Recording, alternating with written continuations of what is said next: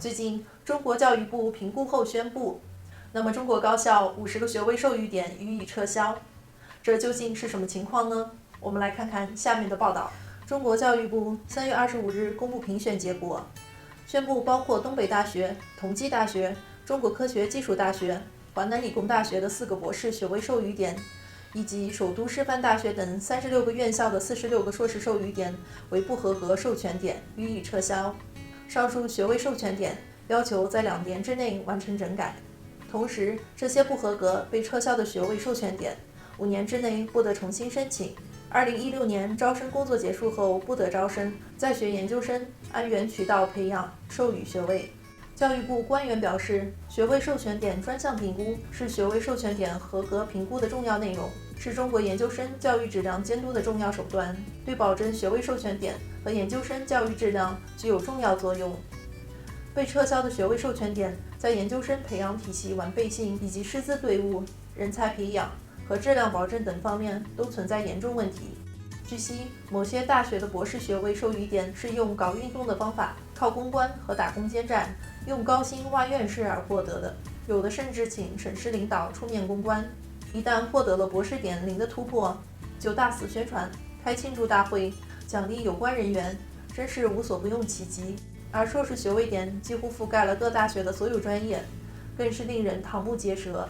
记者认为，此次被撤销的50个学位授予点，对于乱象丛生的中国大学来说，或许只是九牛一毛，没有伤其筋骨，断其血脉，其警示作用也会相当有限。而彻底根除中国的学位腐败、学术腐败，不仅尚需时日，更需要当权者的决心和勇气。尽管金正恩上台以来，已经掀起了一轮又一轮的造神运动，那么今年朝鲜又惊现辱骂金正恩的涂鸦文字，目前当局正在全面调查中。韩国《朝鲜日报》报道，今年年初，在朝鲜两江道的一座车站，金日成的肖像下方被写成了金正恩狗叉叉。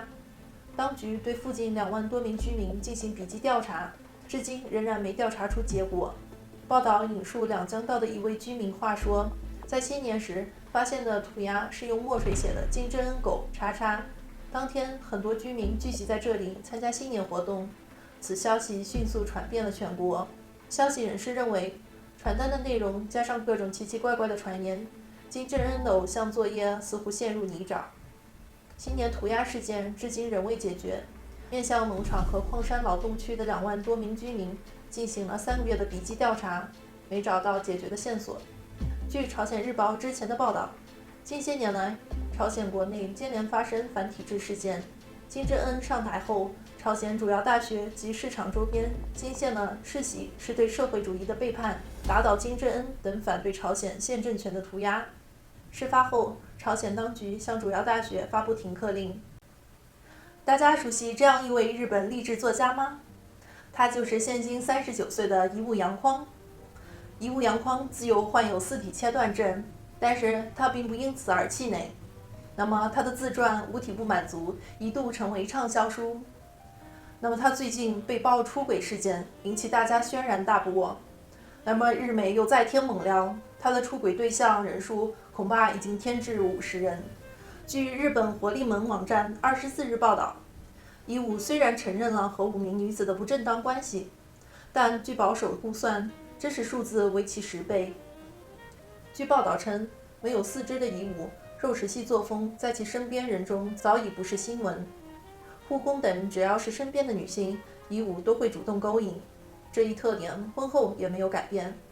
报道还称，一物今年2月在参与富士电视台一档综艺节目时，那么谈到当时引起骚动的前众议员宫崎谦出轨一事时，曾评论称，不管政治家的私生活如何，我都认为没有问题。这一言论现在被认为是一物在日后为自己东窗事发案提前做铺垫的。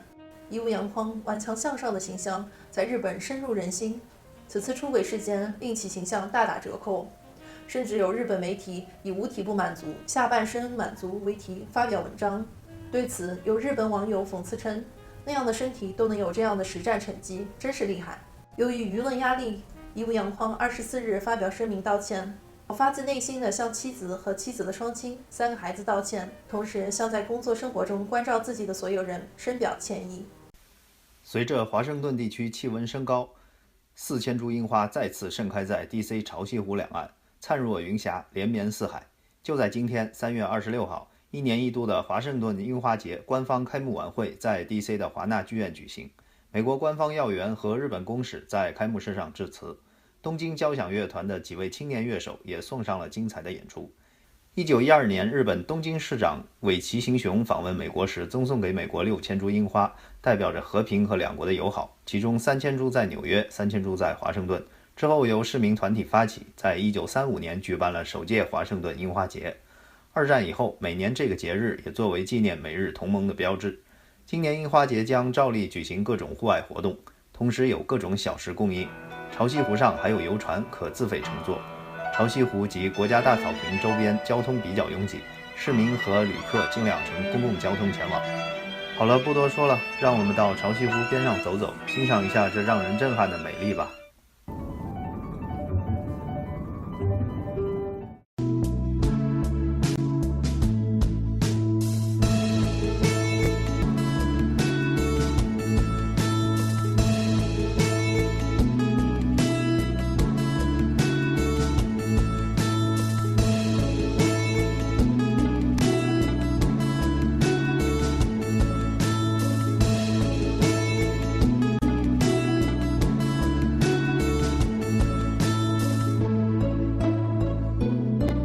大家好，我是菲菲。现在呢，我所在的是马里兰州的 Live Casino， 从现场为您报道由太平洋国际文化传播公司举办、ACM 萌传媒联合承办的2016年亚裔小姐选美大赛的新闻发布会。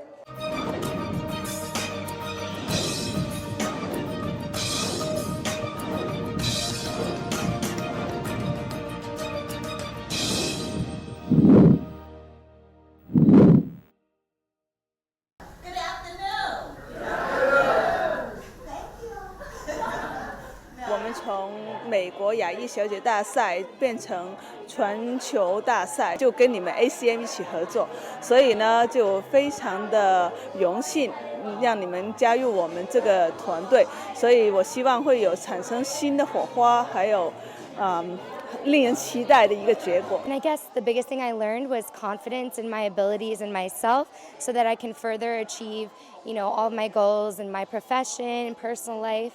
So it's been a beautiful experience overall. 每一次我看到每一个小姐从走上舞台会发抖，然后到最后一个竞赛，她可以很自然的演讲，我觉得这是一个成就感，所以这是我们在提倡的。I think it's amazing organization and it's empower younger generation and younger women to come together and bring their best. If you have the talent, if you have the beauty, go for it and develop your confidence. I know it's going to enhance more your personality. It's going to be a good future for you. They can have a brighter future. They can have more resource for them to better themselves, to have a brighter future. We feel it's going to be even more exciting. It's going to be even bigger. It's going to bring a lot more excitement. It's going to bring a lot more people, and we're going to be able to make more friends and actually be able to do more.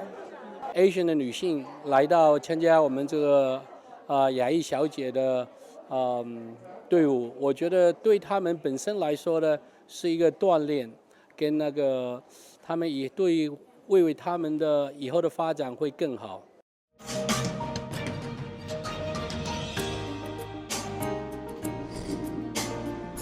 能够把这个影响和大家举办这样一个活动的宗旨能够彰显起来，能够发扬光大，能够让更多的人知道这样的活动，能够让更多的优秀的这个才女能够在这个平台上展现。深 TV 呢，其实我们是一个正在搭建一个是全球媒体的一个这样子的一个平台。那希望通过这个选美小姐的这个活动的话呢，能够通过深 TV 的平台把这个活动带到全世界。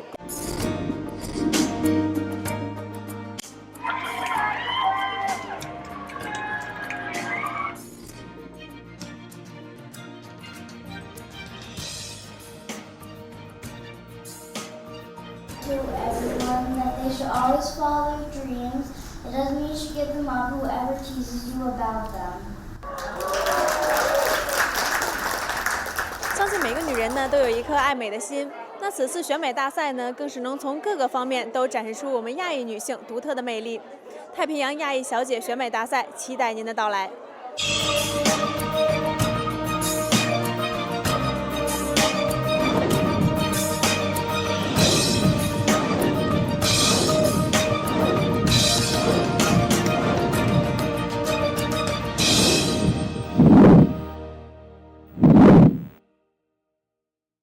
I was trying to talk, anybody can say, I'll do this, I'll do that. I try to talk about what I've actually done, a real record of accomplishment, And that's the difference, because we all end up sounding alike when we say, we'll do this and we'll do that, we'll make everything better.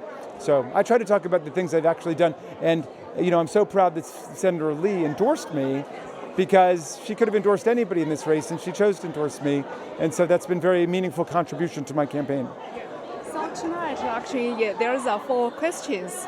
I think a lot of questions represent the Chinese community, because those questions are selected by all the Chinese people. They go to online, they submit the question, they are concerned, they are focused on. So for you, what's your primary and what's your top question? If you will be, elected as a congressman. Yeah. So what's your top priority to serve the community? Well, let's see, that's a great question. One of them is we've got to clean up the immigration system. Part of that is creating a realistic, viable path to citizenship for people, because we've got 12 million people who are living in the shadows, who are being marginalized in society. It is not realistic to try to deport them, so we need to figure out a plan to bring them in. That will be an important ingredient in solving the Social Security funding situation, because they will help to stabilize it. These are people who are contributing to America, who are working, and they should be paying taxes, and they should be putting money into Social Security. There are other parts of the immigration system that need work. The guest visas need work. The H-1B visas need work. So we need to invest in that. We've got to stop deporting families, and we have to reunify families and stop breaking families up. I know that's very important in the Chinese American community and to my Chinese American constituents.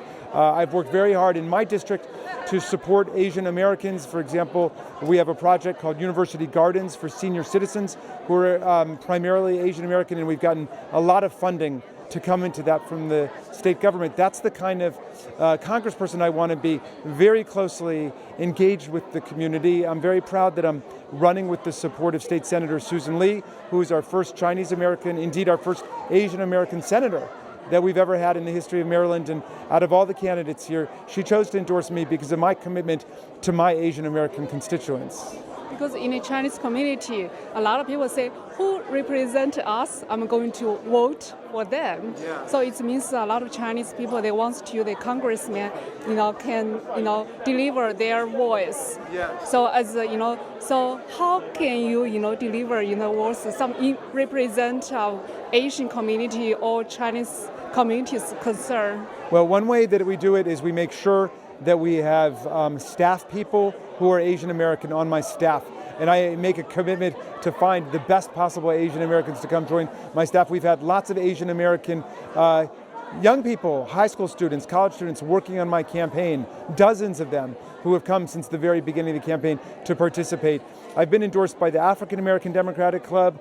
I've been endorsed by the Latino Democratic Club. I'm hoping next week, I've got my fingers crossed, that I can convince the Asian American Democratic Club, KPAD, to endorse me too. I'm going for that endorsement because I want to prove that I'm the hardest working constituent servant out there. I'm the person who actually goes, listens to the community, and works on the things that the community needs. So I fought for the DREAM Act. That's helped a lot of young Asian American students who were not citizens yet, whose families were not citizens yet, go to college here because they went through K through 12 here, but they couldn't go to college here. And this legislation says that you can go to community college or the University of Maryland at in-state tuition prices. They were being charged out-of-state prices, which was like $40,000 a year. It was hopeless. But now they can pay what the in-state kids are paying, less than $10,000 a year. So last question is, how do you think tonight's event and compare with other 9 candidates? How do you feel? Do you think you did great? Well, it's not exactly like the Lincoln-Douglas debates. You don't have a lot of time to express yourself. So I invite everybody in the Asian American community, all my Chinese American friends, to come to one of my events where we can really talk for a couple of hours about the issues in depth. It's very hard to represent your full policy platform in 30 seconds or 60 seconds, But I felt very good about it. I had a lot of friends here. My friend Chung Pak was here. State Senator Susan Lee was here. Dr. Michael Lin was here. A lot of the people that I've worked closely with over the years. I'm not just showing up at the last minute and say, elect me. I'm somebody who's been deeply involved with the Asian American community for a long time. Thank you so much.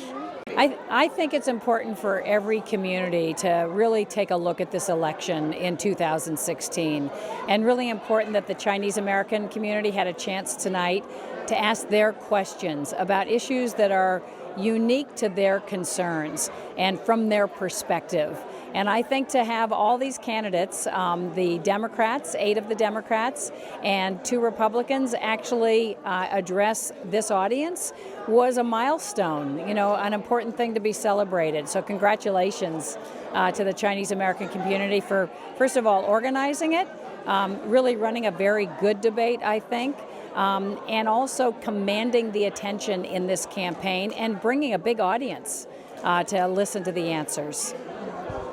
Okay, and the other question is, I think at the end, in the closing mark, you mentioned besides the 4 questions tonight, you are all answered.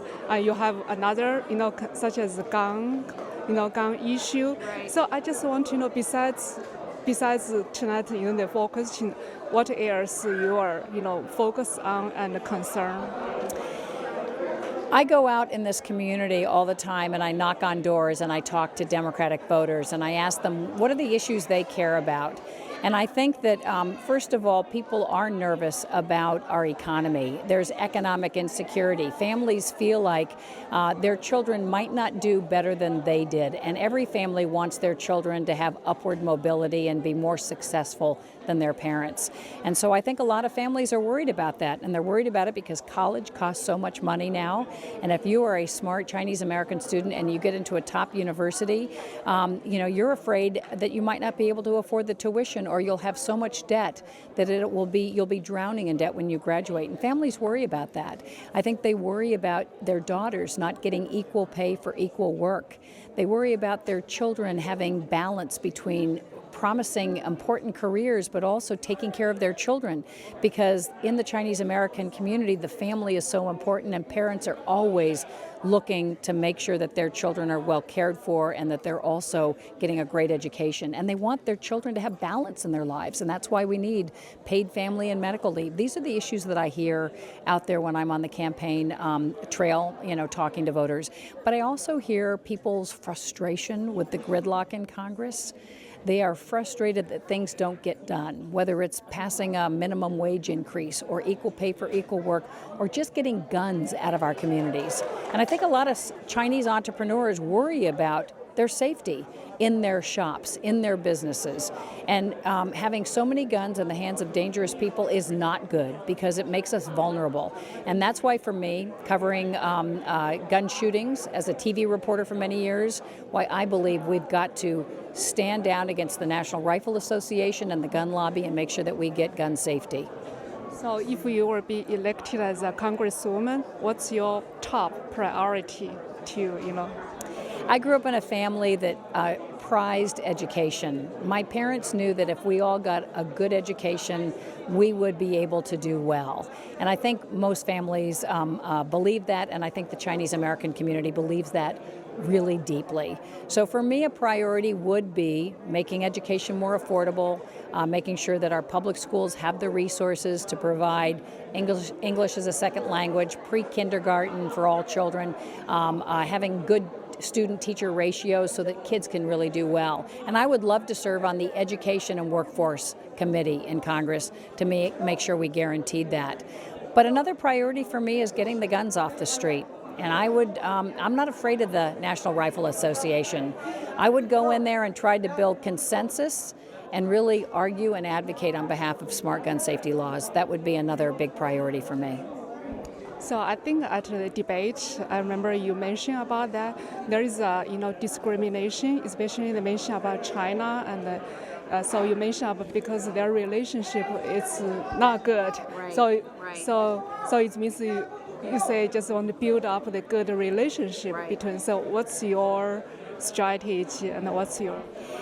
So I worked for 9 years for Marriott International, a big global hotel company, and I had the chance to go to China every year because Marriott is building hotels with Chinese owners. And in our business, we have developed trust. The Chinese owner owns the hotel, Marriott comes in and manages it. And together, we create jobs and a profitable business. We've got to build that kind of trust with our governments. We've got to get the U.S. government and the Chinese government trusting each other to work together to solve big problems. They both are working to try to solve climate change. They both agreed in December at the climate change talks in Paris to have goals to try to reduce our carbon emissions, to make sure that our cities are not polluted and we're not burning up our planet.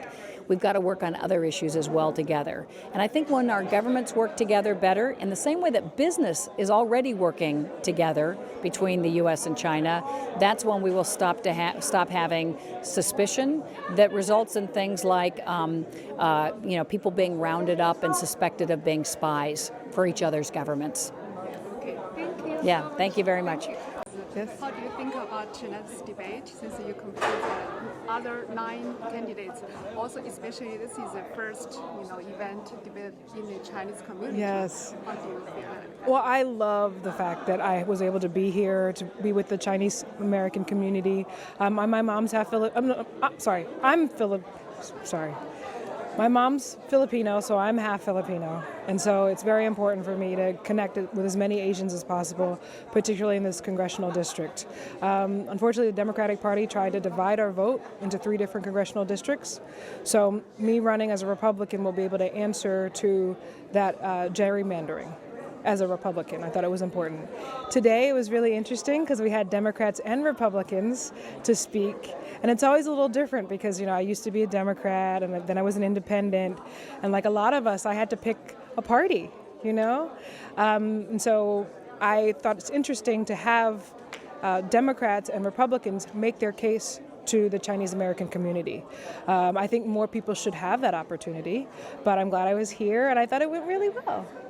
Yeah. Okay, so my second question is, if you will be elected as Congresswoman, what's your top priority to serve the community? Yes, my first priority is to make sure that we have economic sustainability, economic security.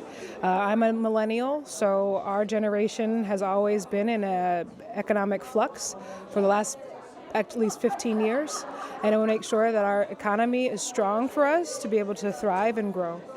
So that's my main priority. And also in the Chinese community, a lot of people say who represent the Asian community, especially Chinese concern, and they will vote for them.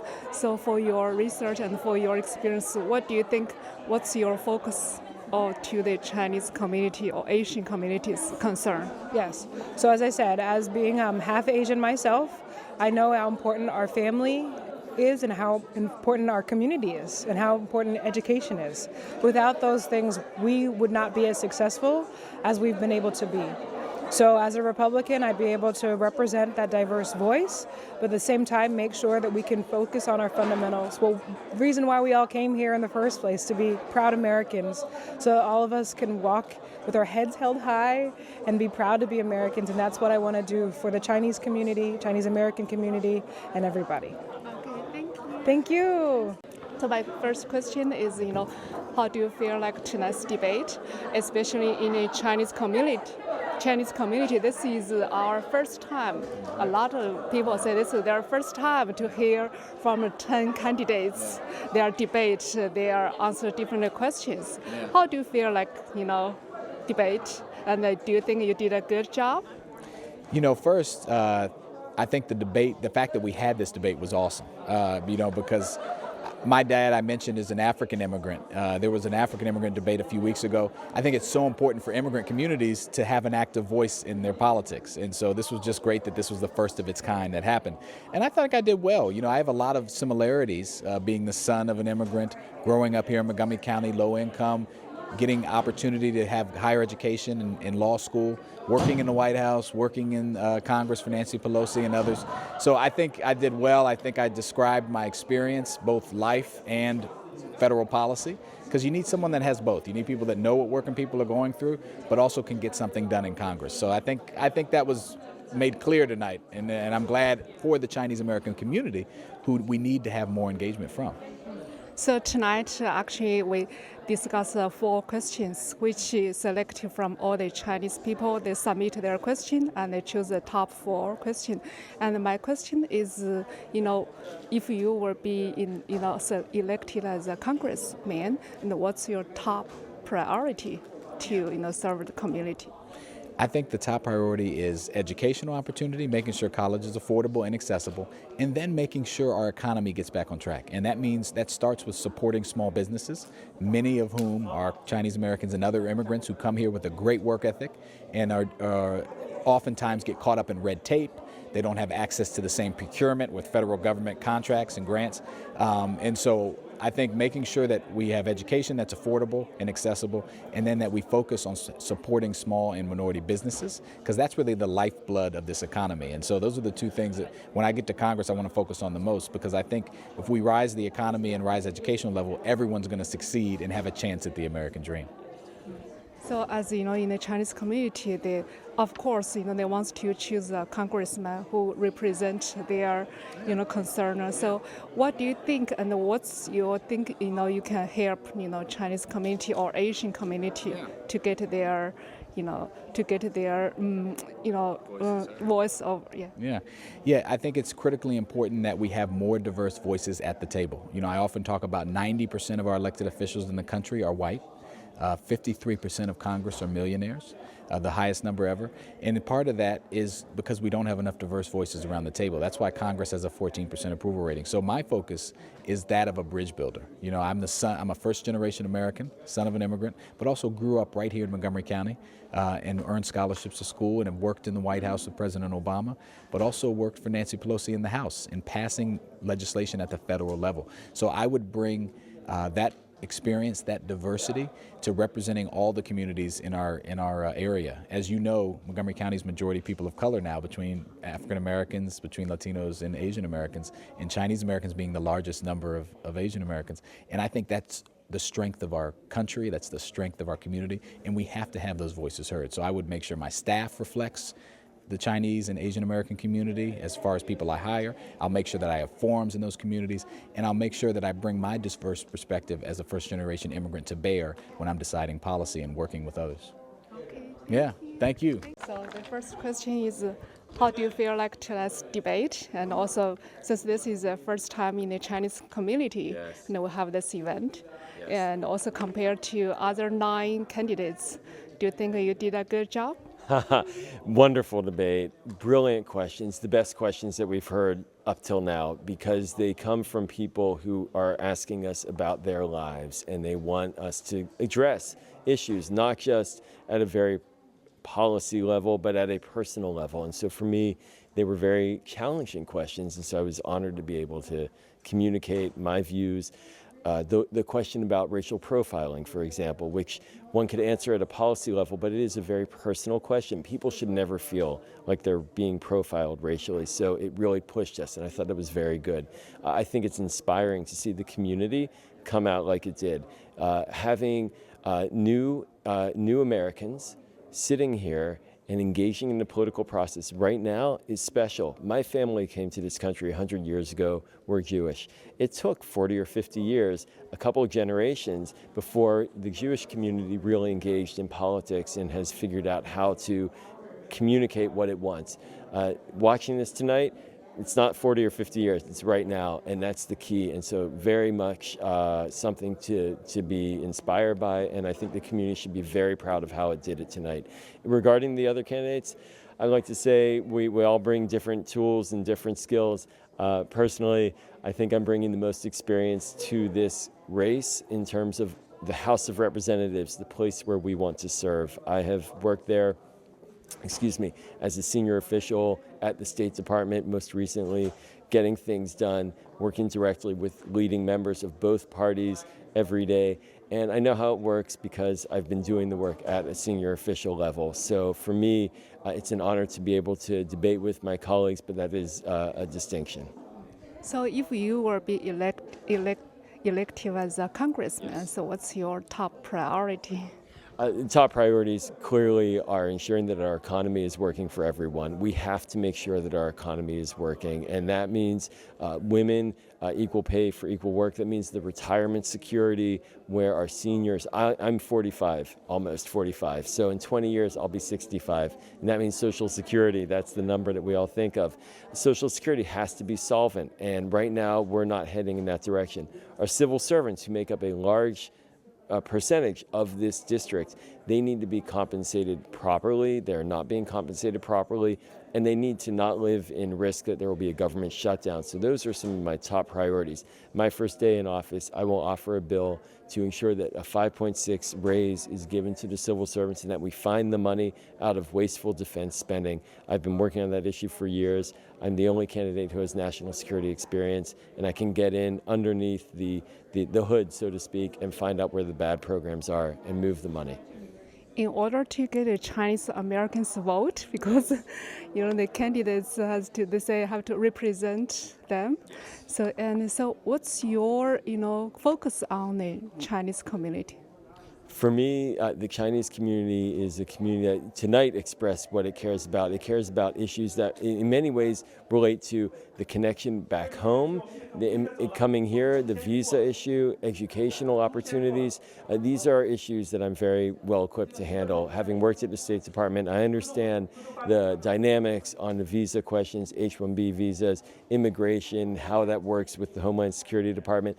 These are constituent issues that I'm equipped to handle on day one. I won't have to have a staffer making phone calls to the State Department because I worked at the State Department and know who takes care of what. Also on a personal level, I have 3 daughters. 2 of them are in elementary school. 1 will be there next year.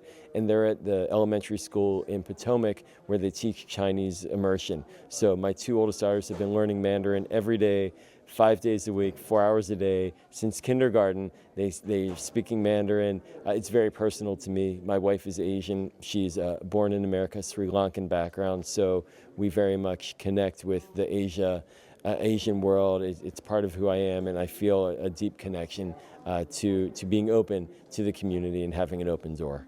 Okay, thank you. Thank you very much.